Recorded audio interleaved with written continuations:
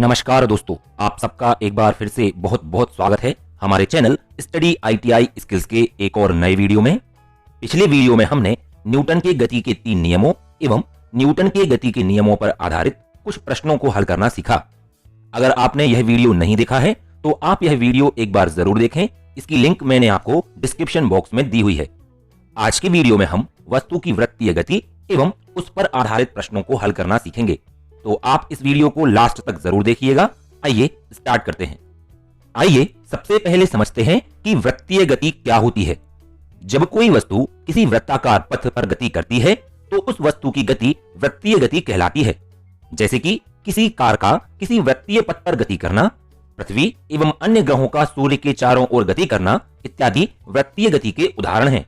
इसके साथ ही जब कोई वस्तु अपनी धुरी पर घूमती है तो उस वस्तु की गति भी वृत्तीय गति कहलाती है। जैसे कि किसी शाफ्ट, गियर, पुल्ली या फ्लाईव्हील का घूमना वृत्तीय गति के उदाहरण हैं।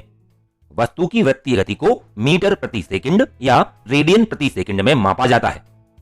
मान लीजिए कि कोई वस्तु किसी वृत्ताकार पथ के बिंदु P पर है। यह वस्तु वृत्ताकार पथ पर चलना प्रारंभ करती है एवं T समय के पश्चात बिंदु Q पर पहुंच जाती है। इस दौरान वस्तु वृत्ताकार पथ के केंद्र पर थीटा कोण बनाती है। यानी हम यह भी कह सकते हैं कि इस दौरान वस्तु द्वारा चली गई कोणीय दूरी थीटा है। कोण को हम रेडियन में मापते हैं, इसलिए वस्तु की कोणीय गति को रेडियन प्रति सेकंड में मापा जाता है। जब वस्तु वृत्तीय पथ पर एक चक्कर पूरा करती है तो वस्तु द्वारा चली गई दूरी 360 डिग्री या 2 पाई रेडियन होती है। यहां पर इस संबंध को याद रखें कि 360 डिग्री बराबर होता है 2 पाई रेडियन। अब मान लीजिए कि यह वस्तु 1 मिनट में n चक्कर लगाती है, तो इसकी घूमने की गति हुई n आरपीएम यानी n चक्कर प्रति मिनट। चूंकि यह वस्तु एक चक्कर में 2 पाई रेडियन की दूरी तय करती है, इसलिए इस वस्तु द्वारा 1 मिनट में चली गई दूरी होगी 2 पाई n रेडियन। यानी वस्तु की कोणीय गति होगी 2 पाई n रेडियन प्रति मिनट। क्योंकि 1 मिनट में 60 सेकंड होते हैं, इसलिए रेडियन प्रति सेकंड में इस वस्तु की कोणीय गति होगी 2 पाई n अपॉन 60 रेडियन प्रति सेकंड।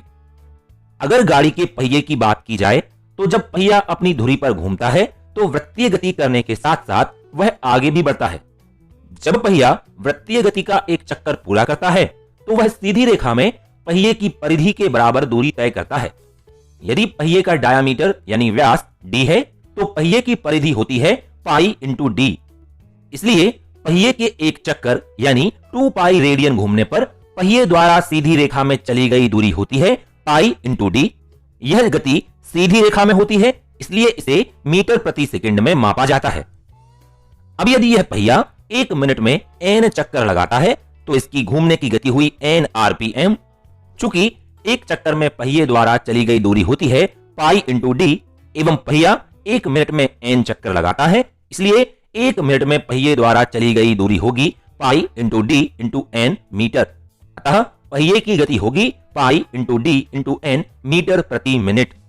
इस गति को मीटर प्रति सेकंड में बदलने के लिए मिनट को सेकंड में बदलना होगा, इसलिए मीटर प्रति सेकंड में पहिए की गति होगी pi into D into N upon 60 meter per second. आइए अब बात करते हैं स्ट्रोक स्पीड की। जैसा कि हम सभी जानते हैं कि जब पिस्टन अपने 2 स्ट्रोक पूरे करता है तब क्रैंकशाफ्ट भी अपना एक चक्कर पूरा करती है।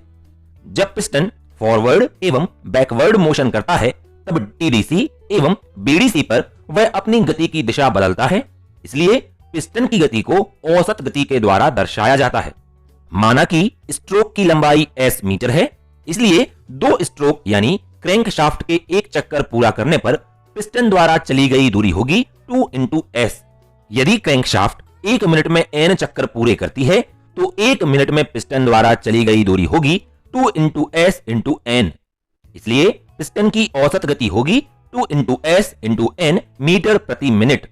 क्योंकि 1 मिनट में 60 सेकंड होते हैं, इसलिए मीटर प्रति सेकंड में पिस्टन की औसत गति होगी 2 into S into N upon 60 meter per second.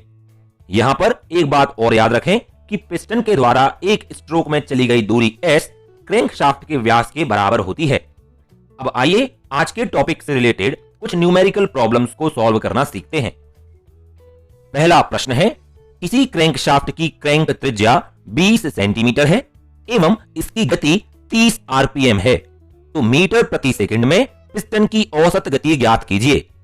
Metre प्रति सेकंड में पिस्टन की औसत गति होती है 2 × s × n/60 metre per second. जैसा कि हम सभी जानते हैं कि पिस्टन के द्वारा एक स्ट्रोक में चली गई दूरी s क्रैंक शाफ्ट के व्यास के बराबर होती है। चूंकि क्रैंक शाफ्ट की क्रैंक त्रिज्या 20 सेंटीमीटर दी गई है, इसलिए क्रैंक शाफ्ट का व्यास होगा 40 सेंटीमीटर। इसलिए पिस्टन के एक स्ट्रोक में चली गई दूरी s होगी 40 सेंटीमीटर। इसे मीटर में बदलने के लिए 100 से भाग देना होगा, इसलिए मीटर में पिस्टन के द्वारा एक स्ट्रोक में चली गई दूरी s होगी 0.40 मीटर एवं क्रैंक शाफ्ट की गति दी गई है 30 आरपीएम। मीटर प्रति सेकंड में पिस्टन की औसत गति होती है 2 × s × n/60 मीटर प्रति सेकंड। इस समीकरण में s एवं n के मान रखते हैं एवं सॉल्व करते हैं तो पिस्टन की औसत गति हमें प्राप्त होती है 0.4 मीटर पर सेकंड। आइए अगला प्रश्न देखते हैं। एक इंजन फ्लाईव्हील 2800 आरपीएम की गति से घूम रहा है। इस इंजन फ्लाईव्हील की कोणीय गति रेडियन प्रति सेकंड में ज्ञात कीजिए। जैसा कि हम जानते हैं कि रेडियन प्रति सेकंड में वस्तु की कोणीय गति होती है 2πn/60 रेडियन पर सेकंड। यहां पर n का मान दिया गया है 2800 आरपीएम। n का मान फॉर्मूले में रखकर सॉल्व करते हैं तो फ्लाईव्हील की कोणीय गति हमें प्राप्त होती है 293.3 रेडियन पर सेकंड।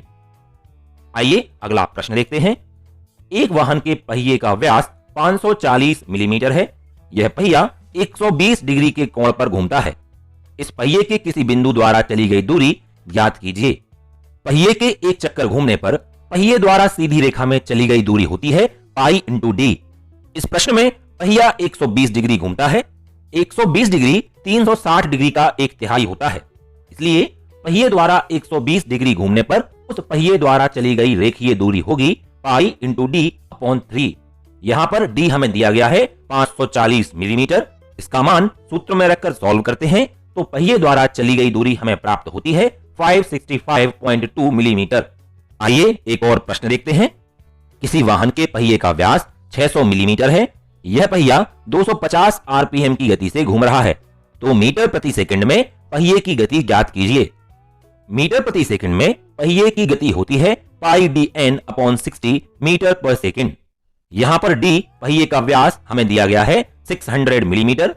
इसका मान मीटर में होगा 600/1000 जो आएगा 0.6 मीटर। पहिए की गति n दी गई है 250 आरपीएम। d एवं n की मान सूत्र में रखते हैं एवं सॉल्व करते हैं तो पहिए की गति हमें प्राप्त होती है 7.85 मीटर पर सेकंड। तो यह वस्तु की वृत्तीय गति से संबंधित कुछ उदाहरण थे। आपको इनसे संबंधित प्रश्नों की अधिक से अधिक प्रैक्टिस करनी है। वर्कशॉप कैलकुलेशन एंड साइंस के अगले वीडियो में हम work, power, energy, HP, IHP, BHP एवं इफिशियंसी से संबंधित प्रश्नों को हल करना सीखेंगे। तो मिलते हैं नेक्स्ट वीडियो में। जय हिंद।